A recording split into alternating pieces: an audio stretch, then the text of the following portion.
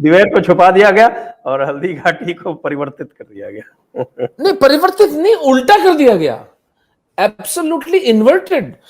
क्योंकि अभी अपन जब फैक्ट्स डिस्कस करेंगे कि भाई इसको मैं विजय क्यों बता रहा हूं, इसको डॉक्टर चंद्रशेखर शर्मा विजय क्यों बताते हैं, इसको श्री नारायण उपाध्याय विजय क्यों बताते हैं, तो हम कोई हवा में तीर नहीं छोड़ रहे हैं।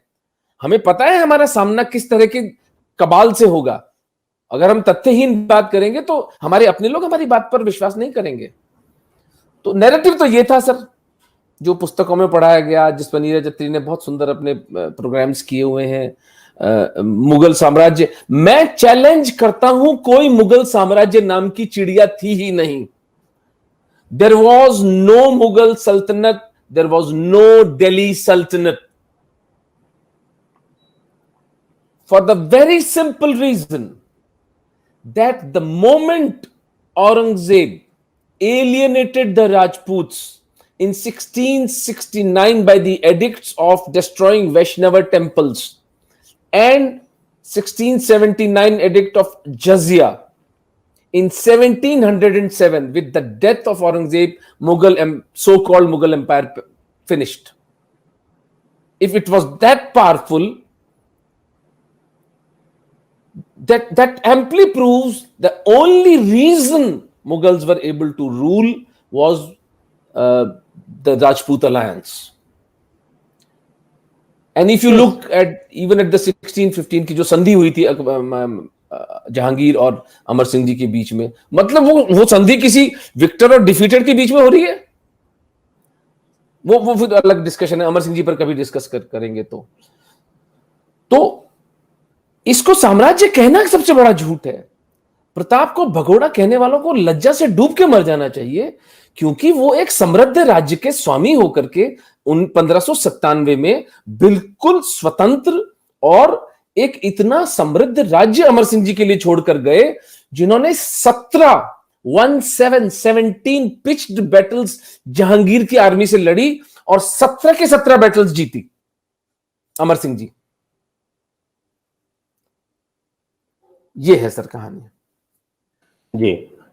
तो अब आ जाए जरा हल्दी घाटी युद्ध पर। उस दिन की घटनाओं का विवरण जो मैंने मेन स्ट्रीम में देखा है वो ये है कि वो युद्ध हुआ, दोनों सेनाओं में 1:4 का अनुपात था, यानी राणा प्रताप की सेना जो थी 1 थी, तो अकबर की सेना मान सिंह के सेनापतित्व में 4 थी। और राणा प्रताप जो थे मैं वो बता रहा हूँ जो पढ़ाया जाता है। और राणा प्रताप जो थे वो गोरिल्ला युद्ध के, छापामार युद्ध के अभ्यस्त थे। और पता नहीं क्यों, किस कारण से, इसका कारण नहीं बताया जाता, क्योंकि इसका कोई स्पष्ट कारण होना चाहिए कि वो खुले में आकर क्यों लड़े। तो वो खुले में आकर लड़े और जब हारने लगे तो वो मैदान छोड़ के चले गए। उनके जो एक सेनापति थे झाला सरदार, उन्होंने उनका मुकुट पहन लिया, तो उनको मुगलों ने समझा कि राणा प्रताप वो है, उनको घेर लिया। वो चेतक उनको लेके चला गया और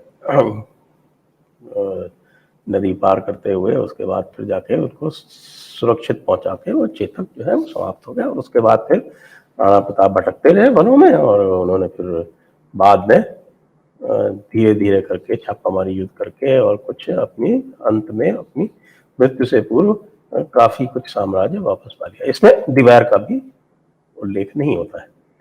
ये मेन स्ट्रीम मीडिया हमको, जो आपका जो मेन स्ट्रीम एजुकेशन हमें जो हमारी टेक्स्ट बुक्स है हमारी। अब हम आपसे सुने कि हल्दी घाटी के युद्ध की घटनाएं क्या थी। थोड़ा सा भूमिका बताऊं सर, हिस्ट्री थोड़ी सी, वो भी इस बात को डिसाइड करेगी कि ये सब झूठ है। जी। 1572 में महाराणा प्रताप मेवाड़ के महाराणा बनते हैं। 1576 में हल्दी घाटी का युद्ध होता है। इन 4 साल में 1573 में अकेले 1573 एडी में 4 पीसफुल मिशंस अकबर भेजता है प्रताप के पास। पहला जलाल खान कोरची, उससे प्रताप मिलते ही नहीं है, वो तो वापस चला जाता है।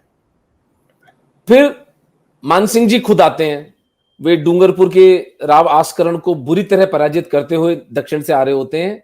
तब दो जासूस इनके प्रताप के, एक डूडा चुंडावत थे और एक थे, मुझे नाम स्मरण नहीं आ रहा है उनका।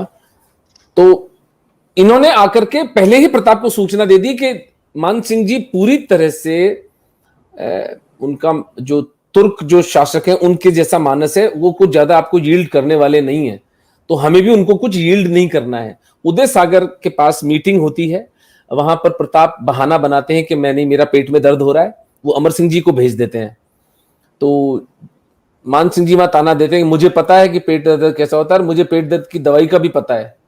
अगर प्रताप ने लड़ने की ठान ही ली है तो फिर अब इसका फैसला युद्ध में ही होगा।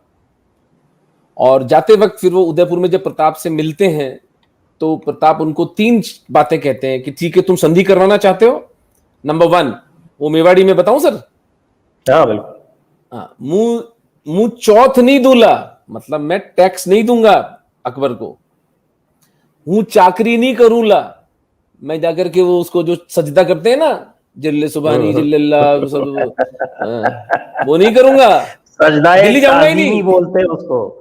वैसे तो इस्लाम में सजदा मना है अल्लाह के अलावा, लेकिन मुगलों के यहाँ जो सजदा किया जाता है उसके तो सब सजदा ताजीमी है। वो मतलब वो जो है रियासत जो सजदा है वो सजदा है, उबूदत नहीं है। देखिए आप देखिए हर चीज का रास्ता है।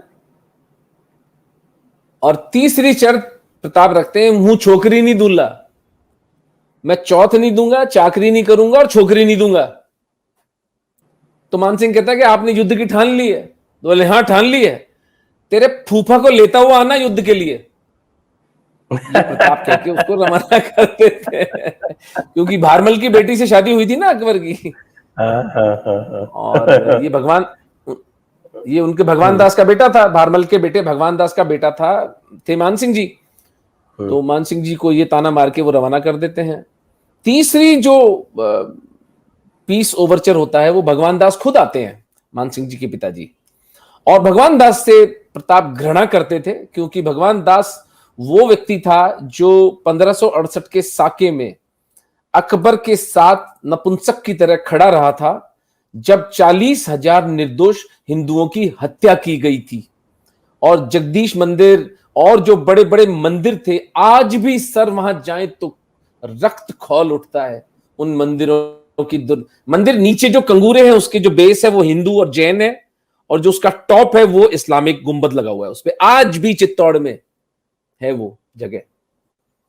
और उसके साक्षी जयपुर के राजपूत के भगवान दास के उसमें खड़े थे। तो प्रताप की घृणा साके के टाइम से थी, फिर भी प्रताप सम्मान रखते हुए उसको रिसीव करते हैं और उसको रवाना कर देते हैं। लास्ट में टोडरमल आता है, और टोडरमल 1573 की अक्टूबर में आता है, उसको भी रवाना कर देते हैं। फिर युद्ध तय हो जाता है।